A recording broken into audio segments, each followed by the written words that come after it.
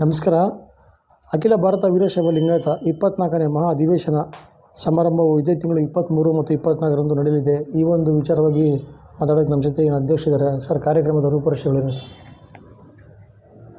ನಮಸ್ಕಾರ. ನಾನು ಮೋಹನ್ ಕುಮಾರ್ ಪಟೇಲ್, ತುಮಕೂರು ಜಿಲ್ಲಾ ಘಟಕದ ಜಿಲ್ಲಾಧ್ಯಕ್ಷನಾಗಿ ಕಾರ್ಯನಿರ್ವಹಿಸ್ತಾ ಇದ್ದೀನಿ.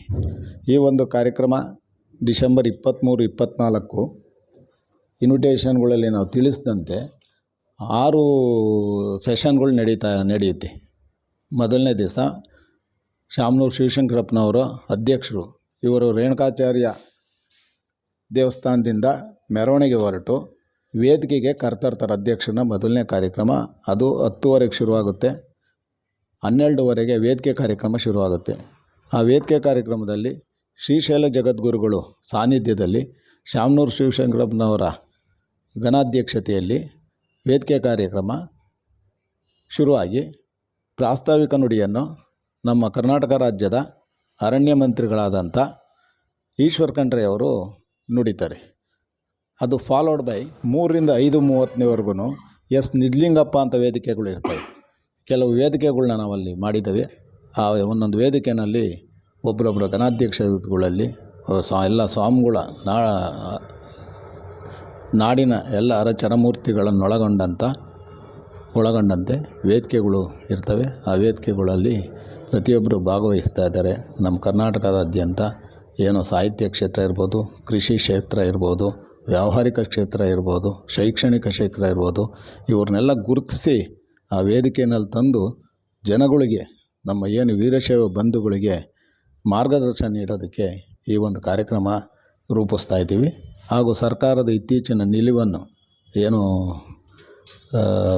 ಕಾಂತರಾಜ್ ಆಯೋಗ ಏನಿದೆ ಅದನ್ನು ಸಾರಾಸಗಟಾಗಿ ವಾಪಸ್ ತೆಗೆದುಕೊಂಡು ಮುಂದೆ ವೈಜ್ಞಾನಿಕವಾಗಿ ಇದನ್ನು ನಡೆಸೋದಕ್ಕೆ ನಮ್ಮ ರಾಷ್ಟ್ರಾಧ್ಯಕ್ಷರು ಹಾಗೂ ರಾಜ್ಯಾಧ್ಯಕ್ಷರುಗಳ ಪೂರ್ಣ ಸಹಕಾರವಿರುತ್ತದೆ ಎಂಬ ವಿಷಯವನ್ನು ಇಡೀ ನಮ್ಮ ಕರ್ನಾಟಕದ ಜನತೆಗೆ, ವೀರಶೈವ ಬಂಧುಗಳಿಗೆ ತಿಳಿಸೋದಕ್ಕೋಸ್ಕರ ಈ ಒಂದು ಕಾರ್ಯಕ್ರಮನ ರೂಪಿಸ್ತಾ ಇದ್ದೀವಿ. ಈ ಒಂದು ಕಾರ್ಯಕ್ರಮ ಪ್ರತಿ 5 ವರ್ಷಕ್ಕೊಂದು ಸರಿ ನಡೀಬೇಕಾಗಿತ್ತು. ಕೋವಿಡ್ ಕಾರಣಾಂತರದಿಂದ ಲಾಸ್ಟ್ 5 ಇಯರ್ಸಲ್ಲಿ ಆಗಿಲ್ಲ. ಇದು 24ನೇ ಅಧಿವೇಶನ. 23ನೇ ಅಧಿವೇಶನ ಮೈಸೂರಿನಲ್ಲಿ ಸುತ್ತೂರು ಶ್ರೀಗಳ ದಿವ್ಯ ಸಾನ್ನಿಧ್ಯದಲ್ಲಿ ಏರ್ಪಾಟಾಗಿತ್ತು. ಸರ್, ಈ ಕಾರ್ಯಕ್ರಮ ಪ್ರತಿ 5 ವರ್ಷಕ್ಕೊಂದ್ಸರಿ ನಡೆಯುವಂಥ ಕಾರ್ಯಕ್ರಮ ಇದು? ಹೌದು. ಮತ್ತು ಕಾರ್ಯಕ್ರಮದಲ್ಲಿ ಎಷ್ಟು ಜನ ಬರ್ತಾರೆ? ಅವ್ರಿಗೆಲ್ಲ ಊಟ ತಿಂಡಿ ವ್ಯವಸ್ಥೆ, ಅಲ್ಲೇ ಉಳ್ಕೊಳ್ಳೋದಕ್ಕೆ ವ್ಯವಸ್ಥೆ ಎಲ್ಲ ಯಾವ ಥರ ಇದೆ ಸರ್? ಎಲ್ಲ ವ್ಯವಸ್ಥೆನೇ ಇದೆ. ಶಾಮನೂರು ಶಿವಶಂಕರಪ್ಪನವರ ಏನು ಅಂಗಸಂಸ್ಥೆಗಳಿದ್ದಾವೆ, ಅವರ ಕೈ ಕೆಳಗಿರತಕ್ಕಂಥ ಎಲ್ಲ ಸಂಸ್ಥೆಗಳು ಸುಮಾರು 1000 ಜನ ನೌಕರರಿದ್ದಾರೆ. ಪ್ರತಿಯೊಬ್ಬರೂ ವ್ಯವಸ್ಥಿತವಾಗಿ ನಡೆಸೋದಕ್ಕೆ ಪ್ರತಿಯೊಬ್ಬರೂ ಇನ್ವಾಲ್ವ್ ಮಾಡ್ಕೊಂಡು 30 ಜಿಲ್ಲೆಗಳಲ್ಲಿ ಏನು ನಮ್ಮ ವೀರಶೈವ ಲಿಂಗಾಯತರು ಬರೋರಿಗೆ ಪ್ರತಿಯೊಂದು ವ್ಯವಸ್ಥೆನೂ ಮಾಡೋದಕ್ಕೆ ಸಜ್ಜಾಗಿದೆ. ಸರ್, ಕಾರ್ಯಕ್ರಮದ ಖರ್ಚು ಎಲ್ಲ ಎಷ್ಟಿದೆ ಸರ್? ಅದು ಅಂದಾಜು ಪಟ್ಟಿ ನಮಗೆ ಯಾರಿಗೂ ಜಿಲ್ಲಾಧ್ಯಕ್ಷಗಳಿಗೆ ಗೊತ್ತಿಲ್ಲ. ಅವ್ರ ಅಂದಾಜು ಅವರೇ ಕೇಂದ್ರ ಕಮಿಟಿನವ್ರು ಮಾಡ್ಕೊಂಡಿರೋದು ಅಂದಾಜು ಪಟ್ಟಿನ. ಆ ಅಂದಾಜು ಪಟ್ಟಿ ಪ್ರಕಾರ ಅವರು ಬಲಾಢ್ಯರಿದ್ದಾರೆ. ಮೇಲಾಗಿ ಆರ್ಥಿಕತೆಗೆ ಯಾವುದೇ ವಿಧವಾದಂಥ ತೊಂದರೆ ಯಾವುದೂ ಇರೋದಿಲ್ಲ ಅವ್ರಿಗೆ. ಬೇರಾಗಿ ನಮ್ಮ ವೀರಶೈವ ಶಾಸಕರುಗಳು ಕೂಡ ಎಲ್ಲ ಸಹಕಾರ ನೀಡ್ತೀವಿ ಅಂತ ಹೇಳಿದ್ದಾರೆ. ಇದು ಕೇವಲ ಒಬ್ಬರು ಕಾರ್ಯಕ್ರಮ ಅಲ್ಲ, ಇದು 100 ಜನ ಕಾಂಟ್ರಿಬ್ಯೂಟ್ ಮಾಡಿದ್ದೇ ಈ ಕಾರ್ಯಕ್ರಮ. ನಮ್ಮಲ್ಲಿ ಆರ್ಥಿಕತೆಗೆ, ವೀರಶೈವ ಲಿಂಗಾಯತರಲ್ಲಿ ಆರ್ಥಿಕತೆಗೆ ಯಾವುದೇ ಕೊರತೆ ಇಲ್ಲ. ಸರ್, ತುಮಕೂರಿಂದ ಹೋಗೋದಕ್ಕೆ ಯಾವ್ಯಾವ ರೀತಿ ಸಿದ್ಧತೆ ಮಾಡಿದ್ದೀರಾ? ಜಿಲ್ಲಾ ತಾಲೂಕು ಅಧ್ಯಕ್ಷಗಳಿಗೂ ಒಂದೊಂದು ಬಸ್ಸು ಕಳಿಸೋದಕ್ಕೆ ವ್ಯವಸ್ಥೆ ಮಾಡಿದ್ದೀವಿ.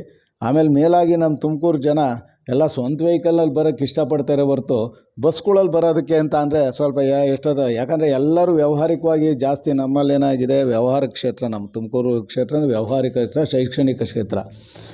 ಮೇಲಾಗಿ 2 ದಿವಸ ಕಾರ್ಯಕ್ರಮದಲ್ಲಿ ಭಾಗವಹಿಸಿಲ್ದಿರೋ 1 ದಿವಸದ ಕಾರ್ಯಕ್ರಮಕ್ಕಂತೂ ಇಡೀ ರಾಜ್ಯದಾದಂಥ ಜನ ಅಂತೂ ಬರ್ತಾರೆ. ಸರ್, ದಾವಣಗೆರೆಗೆ ಹೋಗ್ಬೇಕಾದ್ರೆ ಹೆಚ್ಚು ಕಡಿಮೆ 2-3 ಟೋಲ್ ಬರುತ್ತೆ. ಆ ಟೋಲ್ ಫ್ರೀ ಅಂತ ಮಾಡಿದ್ದೀರಿ, ಯಾವ ಥರ ಸರ್?